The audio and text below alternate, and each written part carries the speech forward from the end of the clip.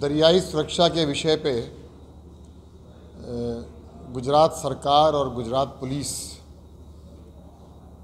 बहुत महत्व देती है। कुछ ही दिन पहले गांधीनगर में एक कॉन्फ्रेंस हुई थी जिसमें दरियाई सुरक्षा से विभिन्न जितने भी स्टेक होल्डर्स हैं उन सब के वरिष्ठ अधिकारियों को बुलाया गया था और उस मीटिंग में गुजरात राज्य के माननीय मुख्यमंत्री श्री, माननीय गृह मंत्री श्री और सभी वरिष्ठ अधिकारी हाजिर थे और उस मीटिंग में बहुत सारी विषय पे चर्चा हुई थी। उसमें से जो बात निकल के आई उसमें से महत्वपूर्ण बात ये थी कि जितने भी स्टेक होल्डर्स हैं उनके राज्य स्तर पे जो कोऑर्डिनेशन होता है उसके साथ साथ हर एक कोस्टल ज़िलाओं में, हर एक कोस्टल डिस्ट्रिक्ट्स में भी इन स्टेक होल्डर्स के इन जो डिपार्टमेंट्स हैं अलग अलग, उनके जो अधिकारी हैं उनके बीच में भी एक अच्छा कोऑर्डिनेशन होना चाहिए, एक अच्छा कोऑपरेशन होना चाहिए, एक सिस्टम ऑफ नॉलेज शेयरिंग होनी चाहिए। दूसरा कि कोस्टल सिक्योरिटी के बारे में कोई भी हम पॉलिसी बनाते हैं या उसके बारे में हम कुछ हेडक्वार्टर्स में सोचते हैं तो जो दरिया में ज़मीन पर जो हालात है उसको अगर फर्स्ट हैंड देख लिया जाए, समझ लिया जाए तो ये पॉलिसी डिसीजंस लेने में मदद रूप होती है। इसको ध्यान पे रख के मैंने सोचा कि जितने स्टेक होल्डर्स हैं, गुजरात पुलिस हैं, कोस्ट गार्ड है, जीएमबी है, फिशरीज़ है, इनके साथ एक कोस्टल डिस्ट्रिक्ट में ही मिले और दरिया का अनुभव मिले,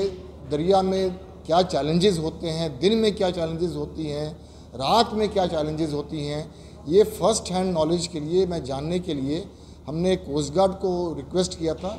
और कोस्ट गार्ड के अधिकारियों के साथ हमने एक रात अपने दरिया पे बिताया उनके शिप में और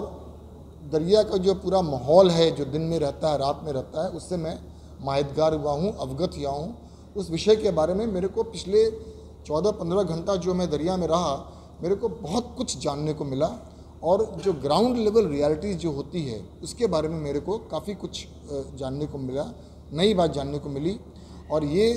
I am now a more knowledgeable person in terms of coastal security और मैं अब ज़्यादा उसके बारे में समझ पा रहा हूँ और मैं अब अपने अधिकारियों के साथ जब मीटिंग करूँगा कोस्टल सिक्योरिटी की तो मेरी जो समझ है उस समझ के अनुसार हम फिर आगे बढ़ेंगे। कोस्टल सिक्योरिटी विषय जो है वो सिर्फ गुजरात राज्य के लिए नहीं, सिर्फ गुजरात के, भारत के कोस्टल स्टेट्स के लिए नहीं, लेकिन पूरे देश के लिए बहुत महत्वपूर्ण है और हम कोस्टल सिक्योरिटी हमारा जो है वो सिस्टम एक रोबस्ट सिस्टम बने, एक इम्प्रेग्नेबल सिस्टम बने और इस सिस्टम में कोई लैक्सिटी नहीं रहे, जितने स्टेक होल्डर्स हैं सब मिलकर काम करें, ये बहुत ज़रूरी है और इसी चीज़ को ध्यान में रख के एक हाई लेवल गुजरात पुलिस की टीम आज कल पोरबंदर आई थी और इसमें हमारे आईबी के चीफ थे, हमारे एंटी टेररिस्ट स्क्वाड के चीफ्स थे, हमारे कोस्टल जितने जिलाओं हैं उन सब के एसपीज़ हैं, उनके रेंज हेड्स हैं और हमारे साथ खास तो कोस्ट गार्ड के आईजी साहब भी साथ में आए हैं, उनके जो डिस्ट्रिक्ट कमांडर्स हैं वो भी साथ में रहे हैं। पिछले 14-15 घंटों में हमने कोस्टल सिक्योरिटी के करीब करीब सब विषयों पर खूब ही डेप्थ में जाके चर्चा की है, विचारों का आपले किया है और अब हम भविष्य में गुजरात को, भारत को एक बढ़िया कोस्टल सिक्योरिटी सिस्टम जो हमारे पास उपलब्ध है उसको हम और बढ़िया कैसे बना सकते हैं उसके बारे में हम विचार करना चाह रहे हैं और वही मेरा ध्येय था कि मैं एक हाई लेवल डेलीगेशन को लेके आज मैं पोरबंदर आया। धन्यवाद। जय हिंद। ड्रोन टेक्नोलॉजी जो आप यूज़ करते हैं उसमें क्या क्या विशेषता है? देखिए, कोस्टल सिक्योरिटी का विषय जो है उसमें बहुत कुछ आता है। मैंने एक एक्रोनिम बनाया था स्टिक का, S surveillance, T technology, I intelligence, C cooperation and coordination and K knowledge management. जितने स्टेक होल्डर्स हैं वो सब अपने अपने ढंग से, फिशरीज डिपार्टमेंट, गुजरात राज्य के फिशरीज डिपार्टमेंट की तरफ से भी टेक्नोलॉजी का बहुत बढ़िया उपयोग किया जा रहा है। नेवी करती है, कोस्ट गार्ड करते हैं, गुजरात पुलिस करती है। गुजरात पुलिस के ये टेक्नोलॉजीज़ की जब बात कर रहे हैं उसमें एक ड्रोन भी एक विषय है, लेकिन ड्रोन के अलावा और बहुत सारी टेक्नोलॉजीज़ का उपयोग हम कर रहे हैं। खास करके फिशरीज डिपार्टमेंट जो है अब वो भी इस टेक्नोलॉजी का उपयोग में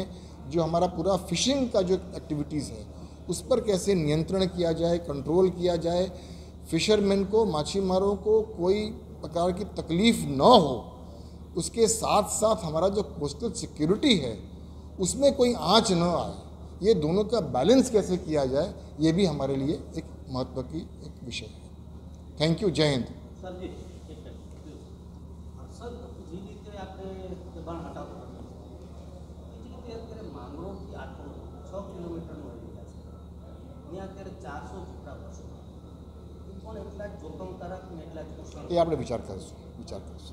ચલો, થેન્ક યુ।